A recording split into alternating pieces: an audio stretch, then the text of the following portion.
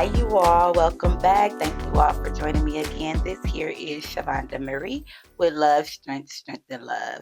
Today we have a special guest, but unfortunately, you all, our special guest, do not want to be on camera, but that's okay. Today we have, go ahead and introduce yourself. What you laughing for, girl? It's okay. Introduce yourself. Hi, my name is Tesha. How you doing today, Tisha? I'm doing well. Thank you so much for having me on your show. You're so welcome. Well, I am not ready to be on camera because I'm just getting used to just talking amongst people and expressing myself a little bit more. So once I familiarize myself with being around different people and talking in front of large groups, I think I'll feel more comfortable being on camera doing it. All right, that's fine, no pressure and all of that, We here allow you to actually strengthen the love that you have for all of that too, so that you can help us strengthen ours as well. So that's what the show is about. So it's okay. Today's topic, you all, is about reevaluating yourself, reevaluating your life, okay, to actually stepping yourself into transformation mode. Stepping into transformation mode so that you can actually elevate, so that you can actually grow. Tisha, when it came to you, right, because I know that you are in transformation mode. Again, this is another one that I've been working with throughout my transformation as well.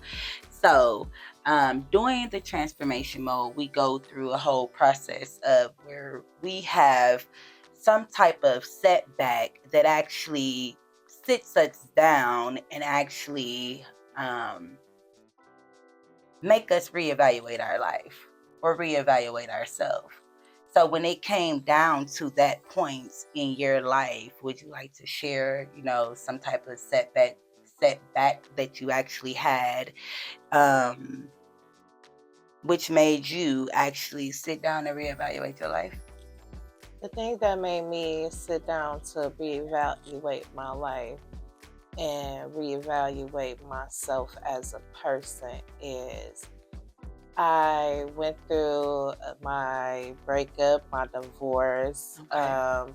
that started to get me into a place where I felt like, okay, well, I felt this way. Then I was a single mother struggling through the hardship of raising 6 kids Okay. by myself. So I always had a support system. I never felt like I was like an independent person. Perfect. So one thing that I had to do was I left and moved across to Arizona away Okay. from family. Across the states. And I moved there where it was someone was my best friend. Okay. And I moved there with just limited amount of support. Okay. But that right there actually taught me that I needed to get away so that I can gain some independence about myself. So that was the piece that actually helped you to tap into reevaluating self and life, huh? Exactly. I Okay. had to get away from everybody and be set down by myself for a while to reevaluate me as a parent, Okay. reevaluate me as a woman, Right on. reevaluate me as an individual altogether. Mm-hmm. So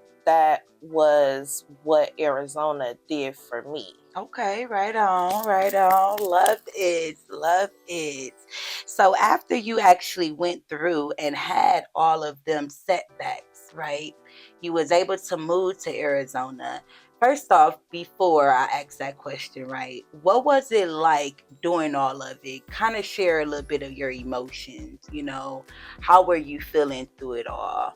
What were your thoughts? In the beginning, like I felt for me, leaving my family was a big piece for me.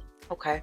I was used to being able to call my mom and it's like they coming, or call my brothers, they coming, you know what I mean? So it was really hard to get to Arizona. When I got to Arizona, let's keep in mind I went there with just a house. I didn't Okay. have anything. I sold everything and I moved. Okay. Definitely walking out on faith. Go on, baby. Within 24 to 48 hours of being there, I had furnished my whole house. Hey, now look at them blessings. Okay. So at that point, you know, I didn't have a vehicle. Okay.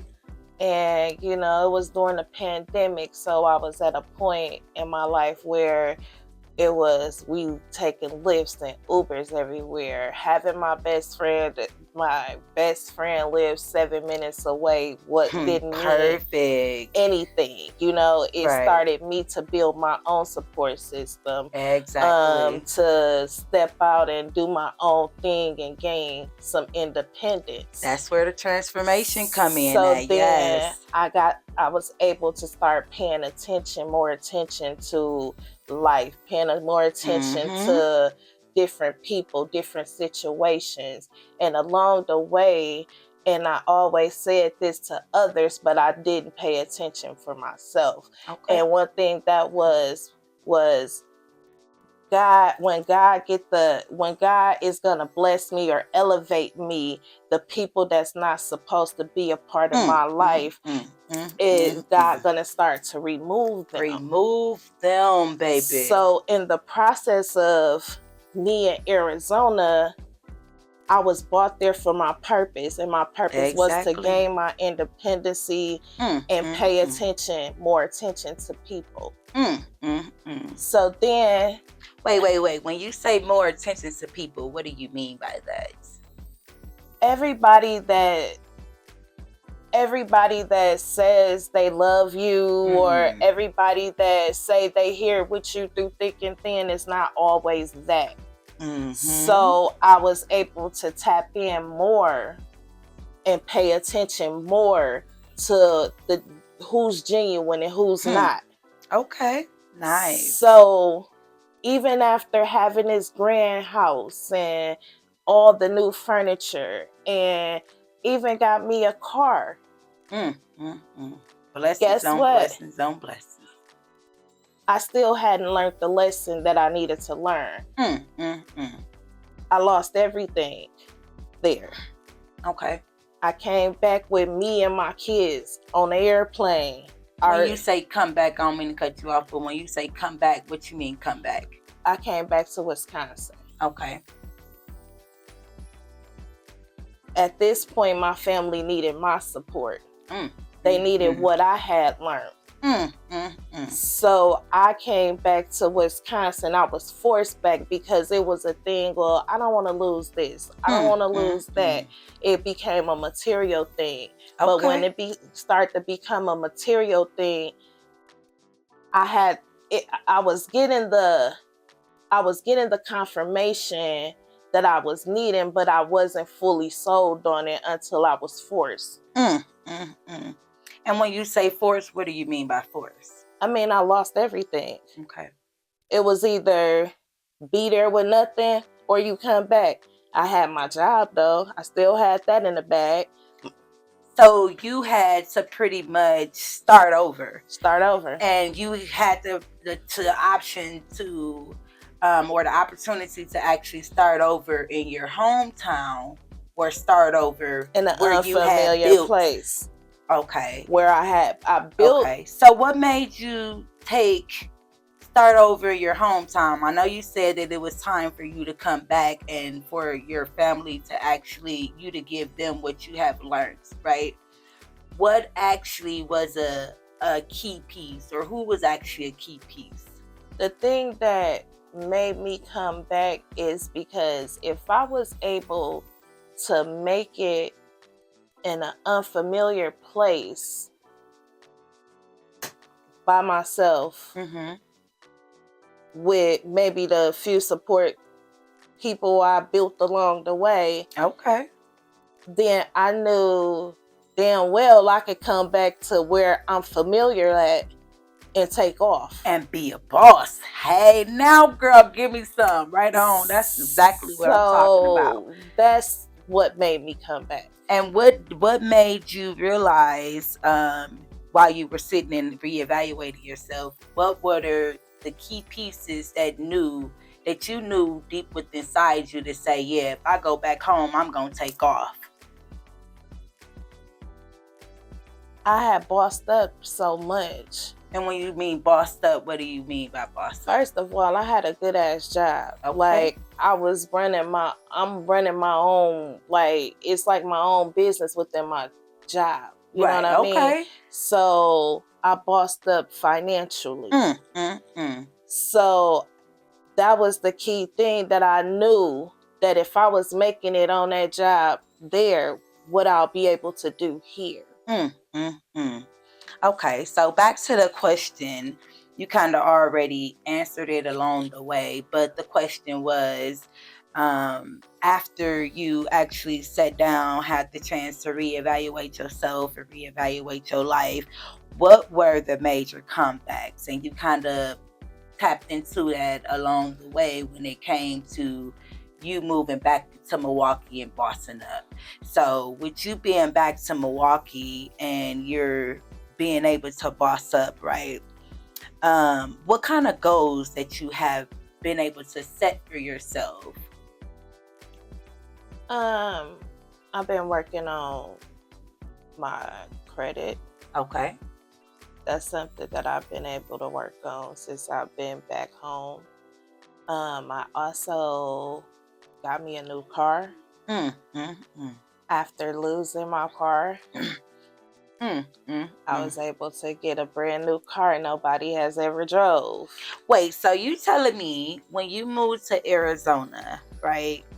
You got a new house, got your house fully furnished, got a new job, got a new car, and then you lost your car, your house, but you still had your job. Yep. Okay. So, with you having those goals, or any more goals that you kind of set since you've been back that you've been working on? I'm actually looking to venture off again. Okay. But I also have now, because I have been able to tap into my inner self and Okay. Right do the on. self work and the self love on myself. Yeah. Now I can tell my story freely to other women. Okay. And now I'm working on my own women empowerment group. Now, can you tell us a little bit, because that's a major comeback, y'all. When I say a major comeback, from having someone who was or took that opportunity out on faith and stepped out on faith and actually allowed